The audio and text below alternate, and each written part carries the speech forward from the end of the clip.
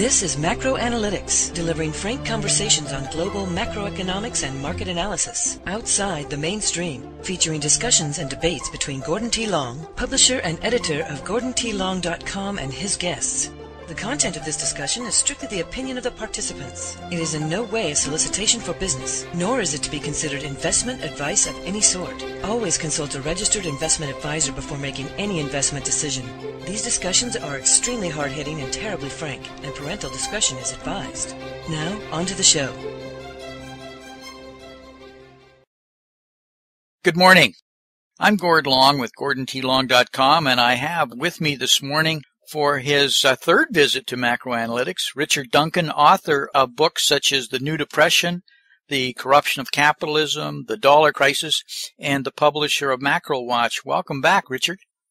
Thank you, Gordon. It's nice to be here again. How quickly the last month just went, of lots of development since we last talked. I'm just looking at all of the G20 results in Brisbane. Some particularly interesting things that I saw come out of it. One of them was the Mario Draghi conference, where he was really building the March 7th meeting of the ECB as very, very critical about possible rate cuts or credit increases, but some change in the ECB. Did you get any sense from the G20 of anything significant?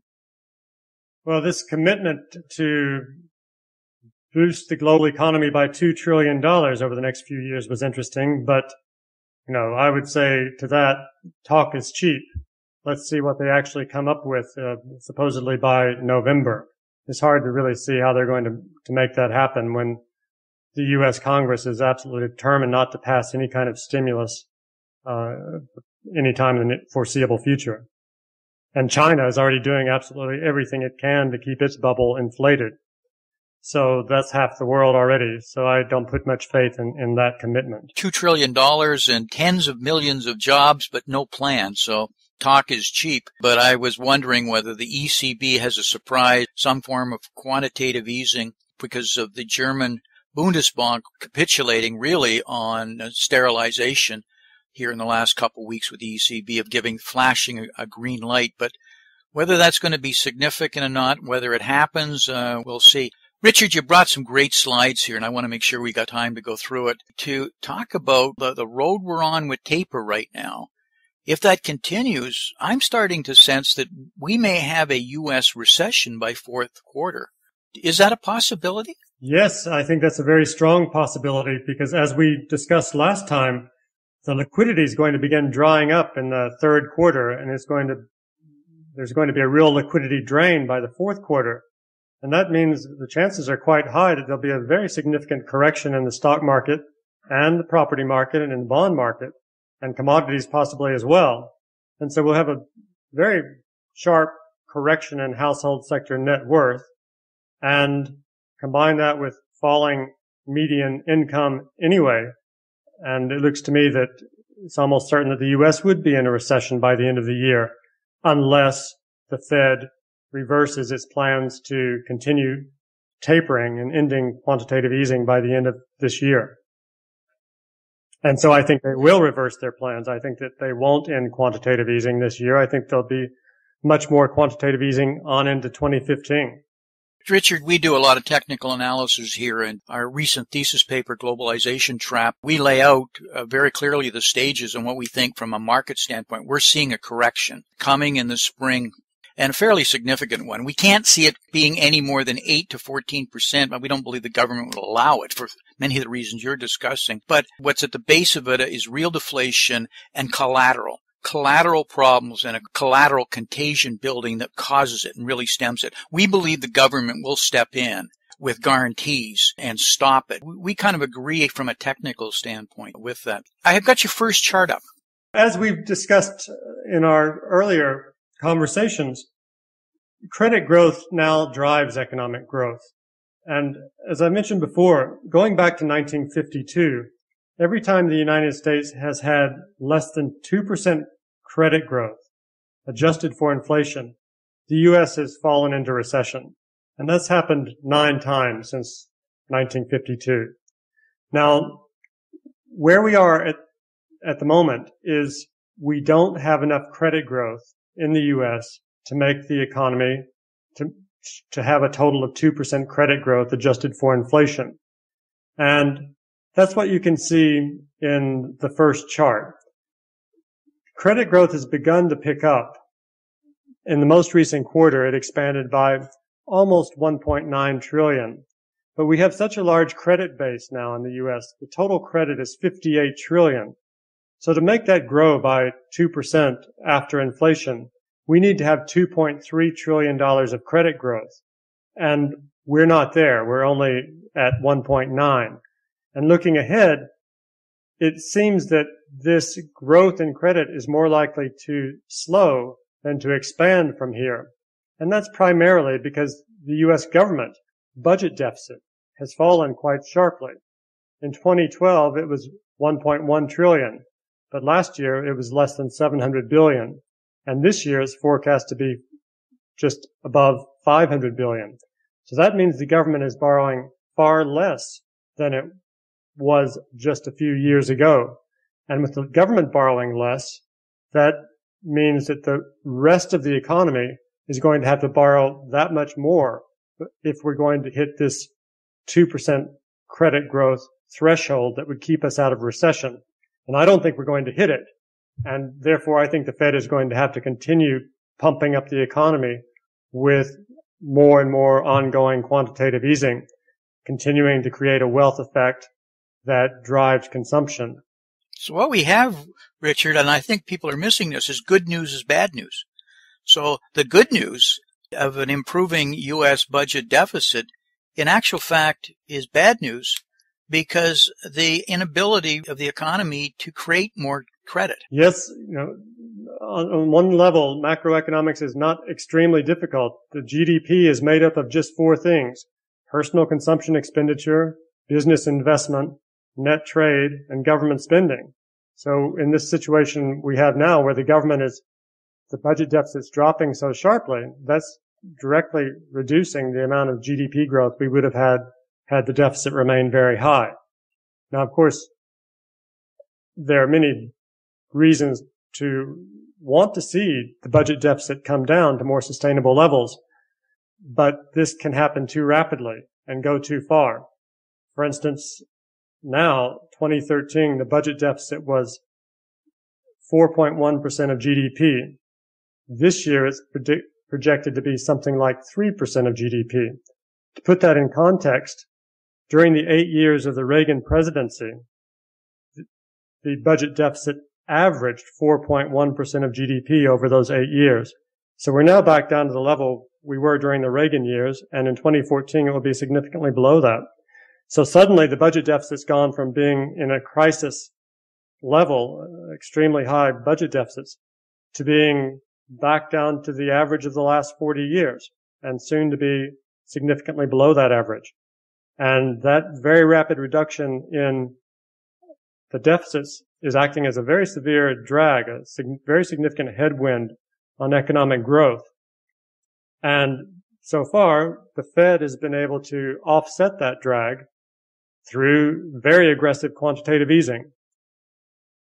I just don't believe they're going to be able to end the quantitative easing without this drag on the fiscal side pulling the economy down into recession.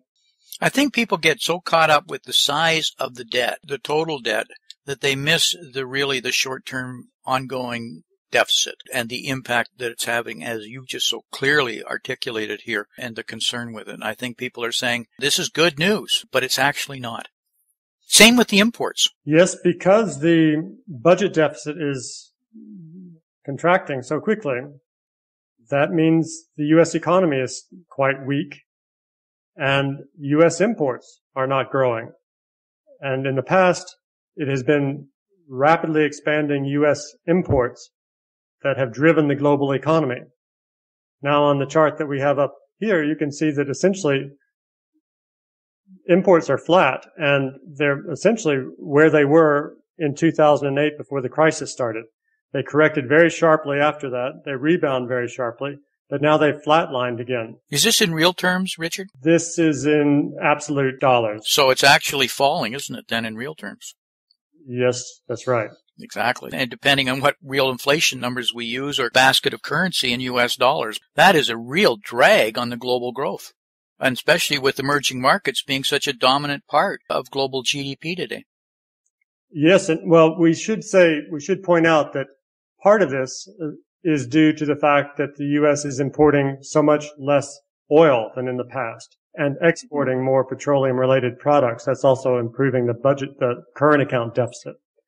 But on top of that, it's because consumption is weak in the U.S., and so the U.S. is not importing. And so what had been the driver of global economic growth, surging U.S. imports, they're not driving anymore. And as a result of that, world trade is very weak, and the global economy is very weak. Richard, real disposable income growth in the United States is just falling, and it continues to fall. And if you look at retail sales and consumption numbers, the same thing. It's just a steady trend down, and actually recently has accelerated. And if you look at things like the U.S. Macro Surprise Index from Citigroup, etc., since November, it has just dropped into freefall. So something is beginning to happen. At the end of the day, if the labor force is not growing, and if wages are not growing, and neither of those things are occurring, then where is the income going to come from to finance the consumption? Exactly. Where it's been coming from is quantitative easing has been pushing up asset prices, and that's created more collateral to allow the Americans to borrow and spend and drive the economy. But even despite that, though, the consumption has been weak, and the consumption's weak even though the Americans have once again been eating into their savings. The savings rate is dropping and is very low by historical standards. So this can't go on forever. Net worth has increased so significantly. It's been sort of a positive for Americans, possibly in the markets, though the average person certainly hasn't been seeing it. That's right. The net worth has increased $21 trillion from the bottom. It's now, I believe, $77 trillion. So it's an enormous expansion of net worth, all driven by quantitative easing, pushing up stock prices and home prices. You mentioned collateral. If the market was to correct here, the pyramiding of collateral values would drop, and that's like a giant margin call. And it must frighten the government right now with the markets being overextended that any kind of correction could cascade because of these collapsing collateral values. And the Fed must be fully aware of this. They have driven the economy this year by pushing up asset prices. They're not going to let them fall by cutting off quantitative easing so suddenly. I think that at the moment their challenge is that in the first half of the year there's still a great deal of excess liquidity, so much so that if they don't taper and threaten to taper more, the excess liquidity really is threatening to create an enormous stock market bubble and perhaps even a property bubble. So they have to rein in tapering to some extent to get the liquidity under control during the first half. But as we've discussed before, in the third quarter, the liquidity turns negative. And the fourth quarter, it becomes very negative based on the Fed's current taper schedule. So I don't believe they're going to carry through with that schedule. U.S. imports of goods. Yes, on a year-on-year basis, you can see that it's very flat. They're hardly growing at all. And therefore, world trade is also very weak. It's after rebounding very sharply in 2009 and 10, it's almost not growing in the most recent months. So this explains why suddenly the emerging markets are in turmoil and all of the BRICS are dropping like bricks practically in terms of their growth prospects. With the world GDP growth really now at a sub 3% kind of level and weakening, this could wash ashore and push the United States into a recession. Is that a possibility? Anytime that the global GDP is growing by less than 3%, almost every time that's happened in the past several decades, it's because the U.S. economy is in trouble. It was lower than 3% in the early 80s, but of course then the U.S. was in a severe recession brought about by Fed Chairman Volcker's extremely high interest rates to crush the inflation of the 70s. Then we had sub 3% again in the early 90s when the U.S. was in recession. Again in 1998 after the Asia crisis. Again in 2000, 2001 when we had the NASDAQ bubble pop in the U.S. and creating a recession then. And then again in 2008 and 9 when we had the very large bubble pop. So anytime that is below 3%, it is telling us that something's very wrong generally with the U.S. economy. And as you pointed out, it's below 3% now. The trend looks like it's moving downward. At quite a rapid rate. It's just not the absolute value, it's the rate of change that's bothering me. That's right. And this is also reflected in increasing risk of global deflation that the IMF has been flagging so loudly in recent months. We're really facing a risk of global deflation. Price increases are very low in Europe, of course, in Japan and in the U.S. as well. So deflation is becoming an increasing risk.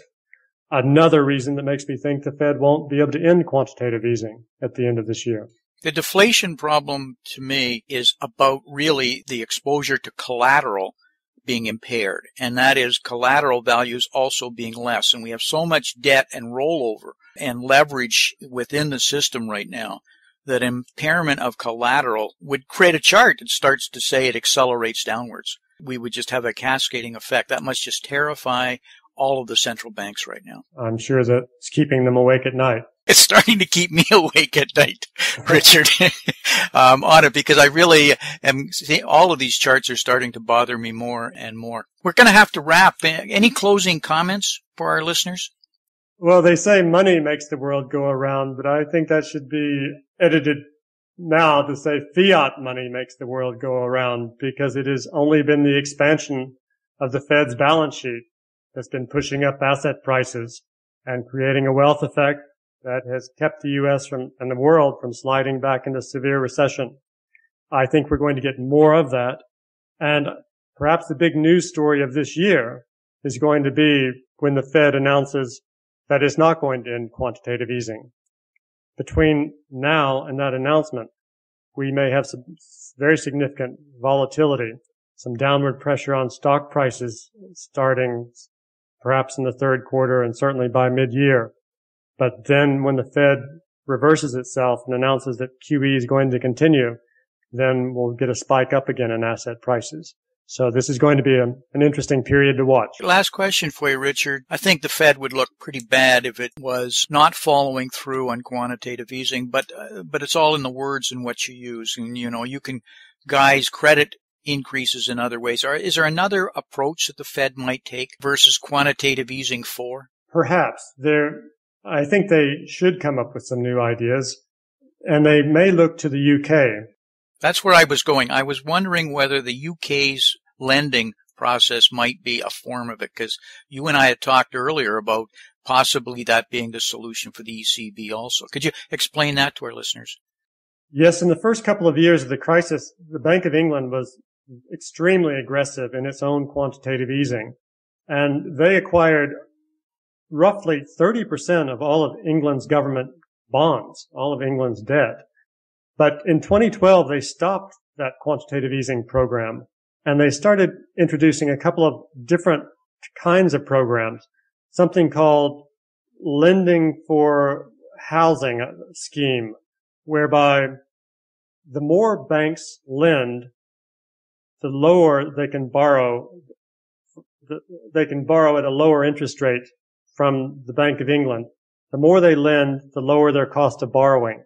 So this incentivizes the banking system to lend more, and it seems to be working. They are lending more, and US and UK housing prices are going up as a result of this.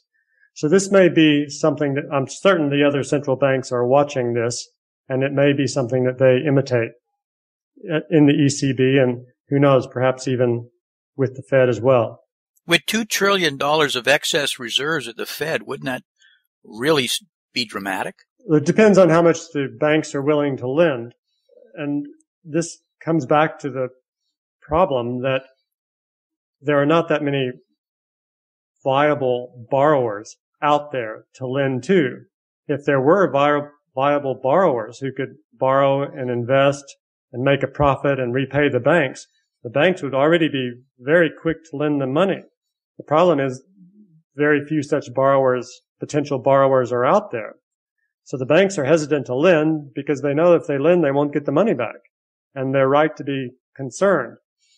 But if the Fed incentivizes them enough by offering them extremely low borrowing cost, then they could make a profit out of it.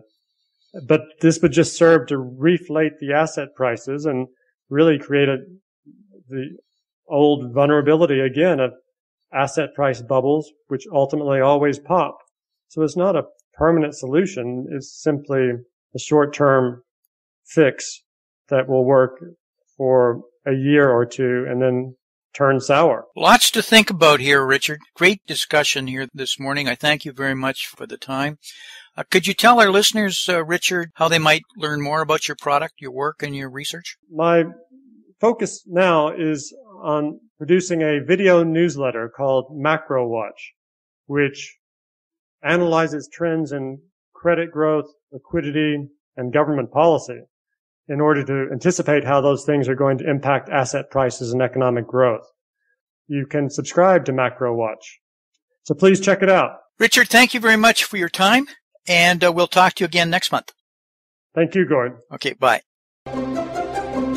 This has been Gordon T. Long, editor and publisher of GordonTLong.com. New recordings are posted regularly and can be found at GordonTLong.com. New show notifications are available through RSS feed, iTunes, and other social networking venues at GordonTLong.com.